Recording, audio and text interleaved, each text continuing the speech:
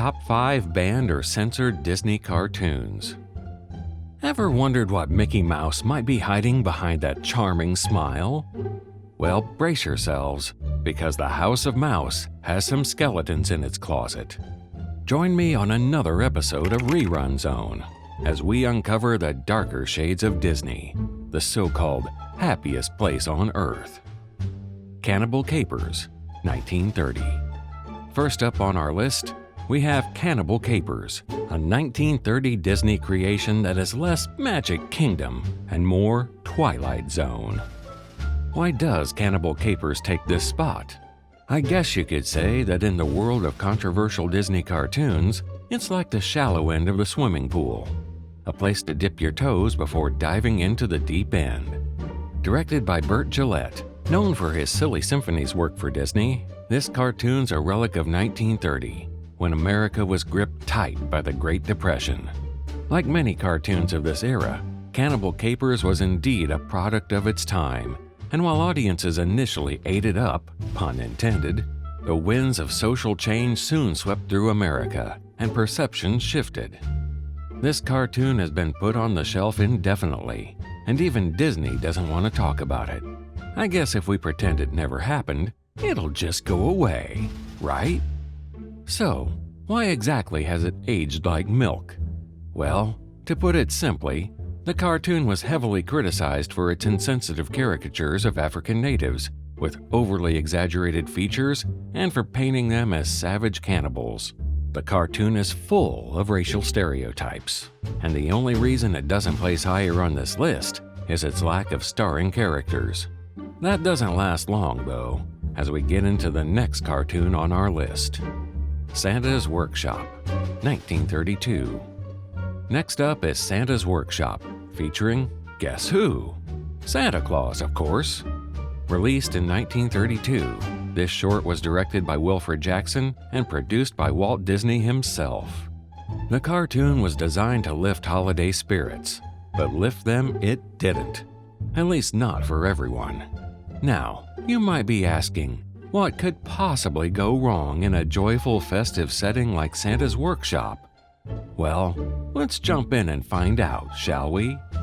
Santa's Workshop gives us a whimsical look at Santa's elves preparing for Christmas. Heartwarming and harmless, right? Well, not quite.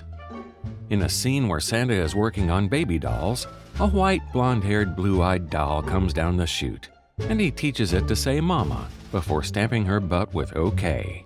But then, a black doll flies down the chute, lands face first, gets up, and in a raspy voice yells, "Mammy," and stamps her own butt. All while Santa chuckles at some good old-fashioned racism. The cartoon came under fire for perpetuating racial stereotypes, and it's clear why. Santa's Workshop offered that idealized view of the world, albeit through a lens that was already warped by societal prejudices.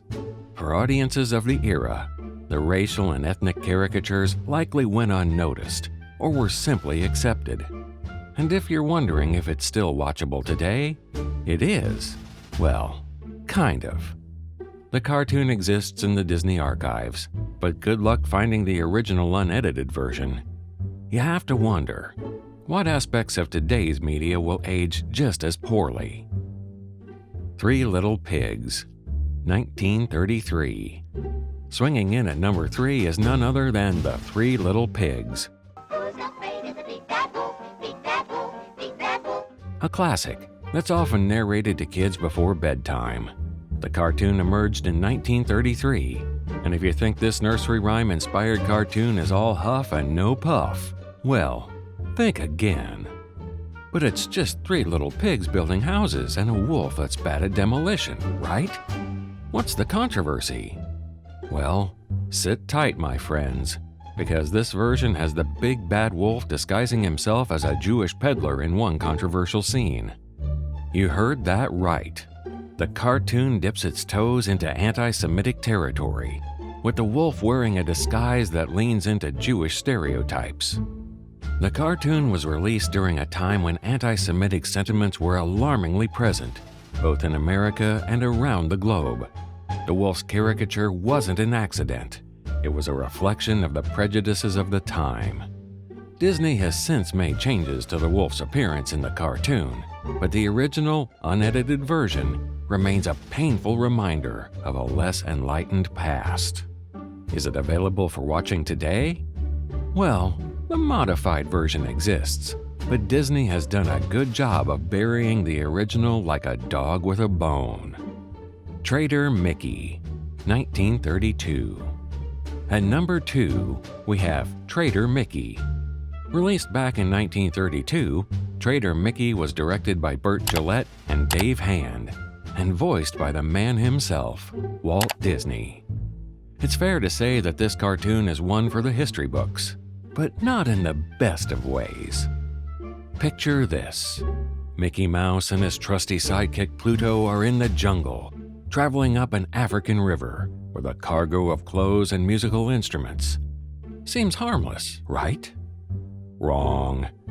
They encounter a cannibal tribe that's depicted with, you guessed it, exaggerated features and deeply troubling actions that echo the disturbing racial stereotypes of the time. It's not long before our dynamic duo is captured by the tribe and almost cooked for dinner. Mickey turns things around by playing a saxophone while being boiled in a cauldron, and an all-out native party breaks out. While this cartoon does share some striking similarities with Cannibal Capers, we rank Trader Mickey higher on our list because in Trader Mickey, the racist stereotypes are not just part of the background, they're central to the narrative.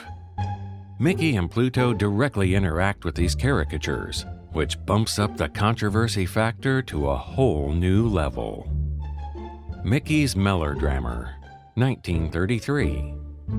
Hold on to your mouse ears, folks, because taking the crown for the most controversial Disney cartoon of all time is none other than Mickey's Melodrammer from 1933. Directed by Wilfred Jackson and starring Disney's golden duo, Mickey and Minnie Mouse, this one is a real doozy. So, here's the rundown. Mickey and his friends decide to stage the controversial play Uncle Tom's Cabin. But the way they go about it? Questionable, to say the least.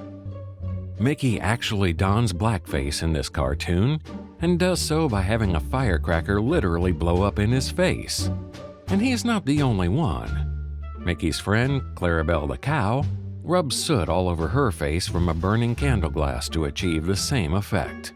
But as bad as that looks today, it wasn't just the blackface that caused a bit of a stir. The cartoon doubles down on its racially insensitive escapades with risque depictions of Uncle Tom characters, right from the attire to accent. The cartoon dropped when America was neck deep in racial segregation and the cruel reality of Jim Crow laws. As unsettling as it sounds, this cartoon was right at home in the culture of the era. There were no massive protests, no outrage. It was simply accepted as yet another lovable Disney cartoon. Flash forward to today, and Disney has banished this one to the vault. You definitely won't catch it on Disney Plus or any other official streaming site, that's for sure. So there you have it, folks. 5 Disney cartoons that captivated audiences in the past, but have now been buried deep in the Disney library, never to show their face again. It's a sketchy side street in the annals of animation history for sure, but one that shouldn't be hidden away as if it never happened. Do you agree? Are there any other cartoons you think should have made the list? Hey, sister! Can't you read? Let us know in the comments below. And, as always, if you like this video, please like, share, and subscribe. And make sure to tune in again for more controversial trips down memory lane. From all of us here at Rerun Zone, thank you so much for watching.